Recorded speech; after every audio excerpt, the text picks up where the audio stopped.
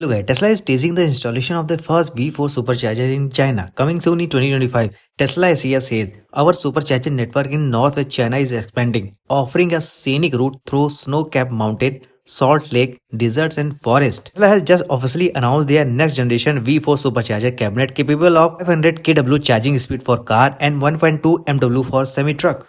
No love for the fakeness. If you wanna play tough and wanna hate this, I'll always show up and make a statement. Everything I do so instinctive and so passionate. Every word I move so descriptive like an adjective. I got a vendetta against people who patented being negative when you should be getting after it.